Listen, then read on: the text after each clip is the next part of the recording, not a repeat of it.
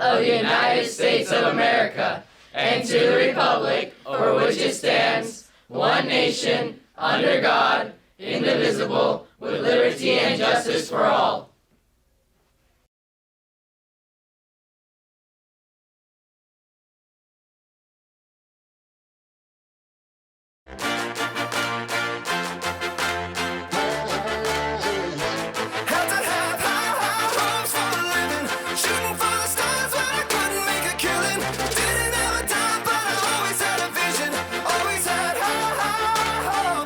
Good morning, Cougars. Welcome to SCTV News for Wednesday, November 16th. I'm Kennedy Jones. And I'm Aiden Tomasula. Today is day 3 of Say Something Week on campus. This special week is intended to help you give the tools to notice when your fellow Cougars need help, and how you can speak up and say something.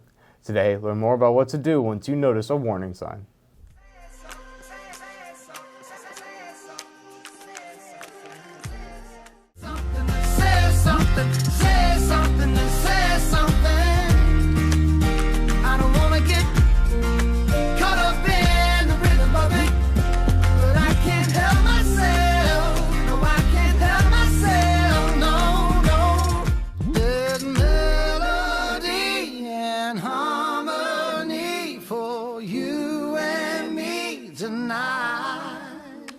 Hey Cougars, my name is JP. Yesterday we talked about the warning signs people display before committing an act of violence. Today we'll talk about what to do when we see those signs. It's important to know that every threat is serious and should be acted upon, but sometimes it's hard to know what to say. Here are some reasons why people haven't spoken up in the past. I thought it was just a joke. I thought they would feel better tomorrow. I was scared to say something. They're probably just looking for attention. Diría algo si fuera muy importante. I thought someone else would say something. I checked in and they said they were fine. I thought they would feel better tomorrow. Solo quería atención. I thought someone else would tell someone. I really didn't know if that person was serious. I just thought it was a joke. We all spoke to him and he said he would never do that. So another reason why you might not be saying something is because you'll be considered a snitch or you're worried about your friend. But in reality, you're actually getting your friend the help that they might need. If you think that someone is in need of help, say something to a trusted adult. Although you trust your friends, it's important to share your concerns about them to a trusted adult. When dealing with suicide and school threats, telling an adult is your best option. Trusted adults know how to help. You can always reach out to parents, teachers, counselors, coaches, and other SCHS staff. If you're not sure who to turn to, you can always call 911. We need to look out for our friends because we see and hear more than adults do. Saying something has been proven to help. If you talk to a staff member, you have the option to remain anonymous. We ask you now to make a pledge. Please grab a green sticker from your teacher and then write your name on it. When you're done, please exchange that sticker for a Say Something wristband that'll remind you of the pledge you made. Once your teacher collects your green stickers, please have someone bring them down to the ASB classroom so we can add them to the pledge poster. For all of those of you who are wearing green, please take a picture with your class and tag the SCHS ASB and SCHS Safe Promise Club Instagrams so that we can repost you. Thank you for pledging to make our community a safe place. It's up to us. It's up to us. Depende de nosotros. It's really up to us. It's up to us. It's up to us.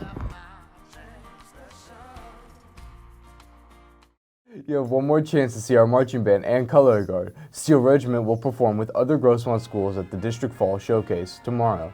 The event starts at 6 p.m. and it will include the SDSU Marching Aztecs in a mass band performance. Then, Steel Regiment heads to state championships in Downey this Saturday with a chance to take the state title.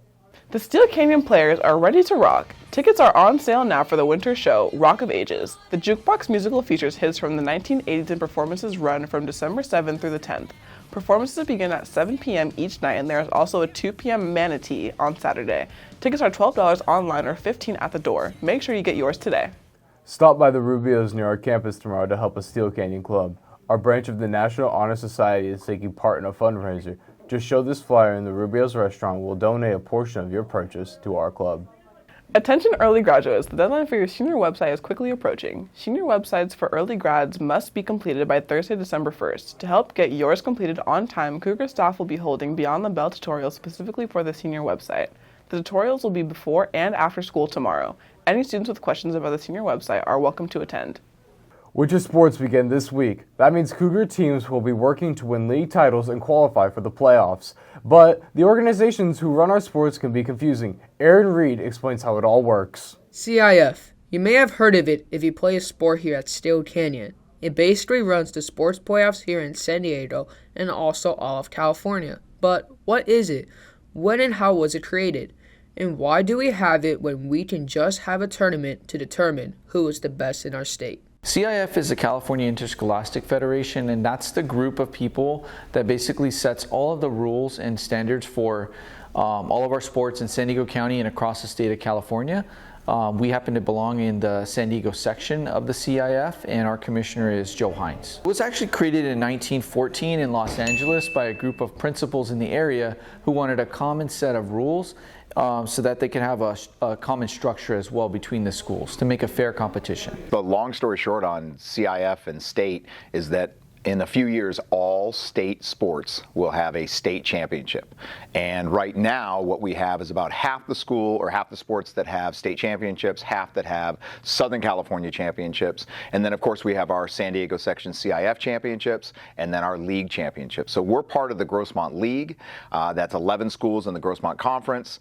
Our league is based upon the 11 schools and sport by sport who is in the top of those sports. So that's how we league.